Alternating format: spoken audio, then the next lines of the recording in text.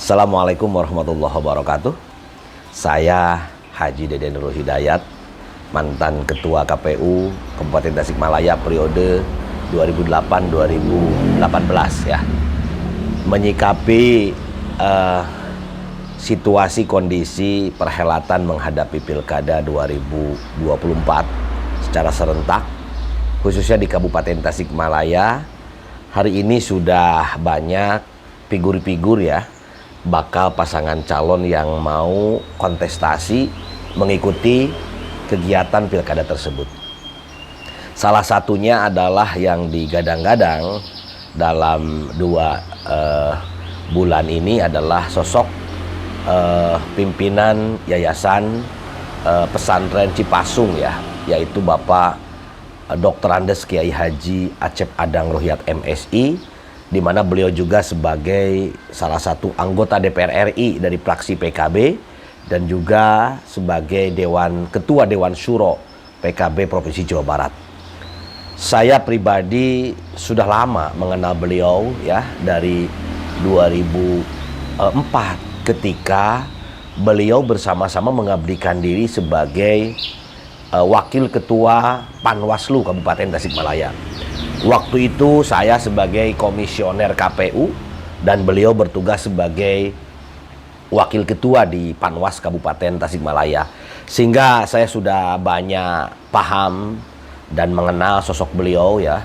Beliau orang yang humble ya, orang yang ulet, kemudian juga santun, yang juga tidak kalah penting beliau adalah konsen di bidang pendidikan. Sehingga pasca beliau dari Panwas waktu itu, beliau saya masih ingat di 2009 beliau mencalonkan diri sebagai anggota DPRD Provinsi Jawa Barat dari fraksi PKB dan beliau terpilih ya.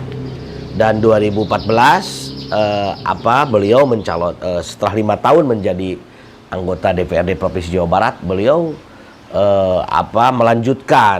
melebarkan sayapnya menjadi anggota DPR RI, mencalonkan dari fraksi PKB juga di tahun 2014 ya. Kemudian berlanjut sampai ke 2019. Jadi beliau 1 periode di DPRD Provinsi dan 2 periode di DPR RI ya.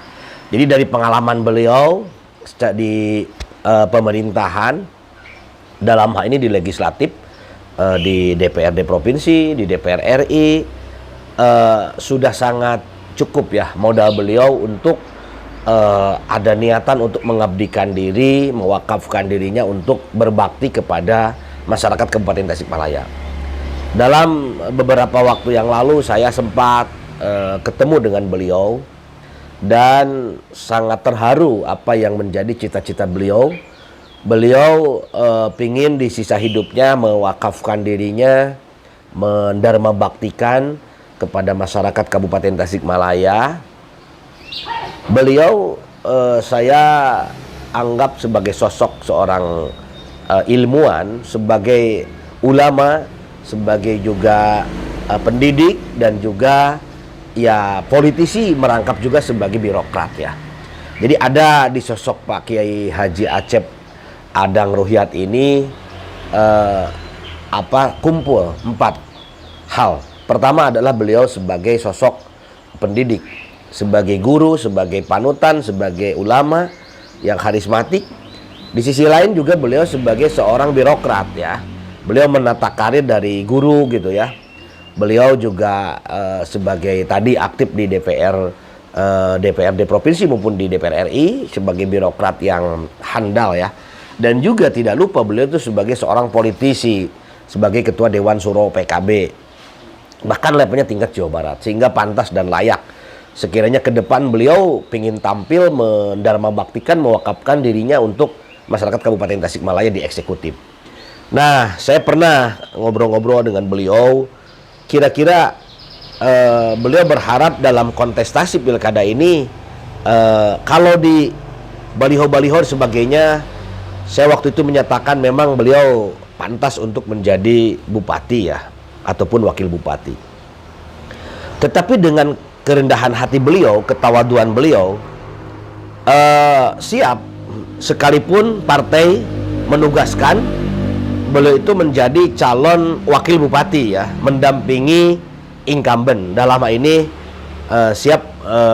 mendampingi Pak Haji Ade Sugianto. Kalau dilihat dari kalkulasi secara hitungan matematis, PKB ini partai yang pemenang ketiga setelah Gerindra, kemudian PDIP sama-sama 9 kursi, dan kemudian berikutnya PKB. Jadi modal PKB yang 8 kursi ditambah koalisi dengan PDIP, apalagi posisi Pak Ade sebagai incumbent, saya pikir dua sosok ini, Pak Ade sebagai figur yang nasionalis ya, religius, tetapi juga dipadukan dengan seorang tokoh pendidik, seorang ulama, seorang juga figur dari masyarakat, sehingga pas ya, nasionalis dengan religius dengan ulama ketika ini disondingkan. Kenapa parameter itu saya sampaikan pas? Tentu berdasarkan beberapa alasan. Pertama, Pak Kiai Acep ini adalah lahir, dibesarkan dari keluarga besar, pesantren besar. Dan ini di Cipasung, punya pengaruh yang sangat besar, Ponpes Cipasung di khalayak publik gitu ya. Ini pesantren yang notabene juga melahirkan dari mulai pendiri, penerusnya adalah kakak Pak Kiai Acep Adang ini kan sebagai pendiri dari PKB, yaitu Bapak Kiai Haji Muhammad Ilyas Ruhiyat. Sehingga publik sudah pada paham terhadap sepak terjang pesantren Cipasung. Yang kedua adalah tadi Pak Kiai Acep punya pengalaman di bidang pemerintahan. Dia sebagai seorang anggota DPR RI, dia punya kapasitas untuk menjadi birokrat, menjadi pendamping, sehingga Pak Ade disondingkan dengan Pak Ade ini, Pak Acep sudah punya bekal ya. Bekal dalam istilah saya itu dia punya bibit, bobot ya. Ya. Bobot dia punya pengaruh, punya ilmu, punya pengetahuan, punya modal pengalaman, itu bobot ya, berbobot ya. Kemudian bibit dalam arti beliau punya sejarah panjang dari keluarga besar pesantren ya, pendidik dari Pondok Pesantren Cipasung. Kemudian bobot, bebetnya artinya beliau dari sisi kemampuan urusan logistik juga ya. Saya melihat beliau mumpuni lah gitu ya. Jadi seorang calon pimpinan itu menurut di dalam salah satu ayat Al-Quran menyebutkan bastotan fil ilmi wal jismi ya. Jadi artinya sosok pemimpin itu baik calon bupati maupun wakil bupati yang betul-betul harus mempunyai dignity, punya karisma ya, punya juga kapasitas, punya harus struggle. Dan sosok ketika Pak Kiai Acep Adang Ruhiyat mendampingi Pak Haji Ade Sugianto, perpaduan tadi antara politisi nasionalis dengan seorang politisi yang religi, pas tepat untuk disondingkan. Dan kekuatannya juga partai, jangan lupa PDIP dan PKB itu yang disebut juga partai ID. Secara ideologis mereka punya pengaruh, punya kader, punya simpatisan yang jelas ya, punya pengaruh di masyarakat dan pendukung yang fanatismenya tinggi. Itu dua sosok, ditambah partai lain. Saya melihat hari ini koalisi juga dengan pasangan, dengan koalisi PDIP itu dan PKB itu ada Nasdem di sana.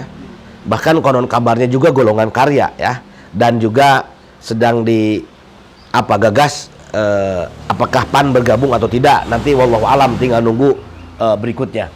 Jadi dengan melihat kontestasi politik yang ada, maka kehadiran sosok Pak Dr. Andes Kiai Haji Acep Adang ini membawa angin segar bagi perpolitikan di Kabupaten Tasikmalaya ya. Mudah-mudahan saja ini ending akhirnya seperti apa, kita tunggu perkembangan berikutnya ya, karena ini masih dinamis. Saya kira demikian ya pandangan saya tentang sosok Pak Kiai Haji Acep Adang Ruhiyat. Terima kasih. Assalamualaikum warahmatullahi wabarakatuh.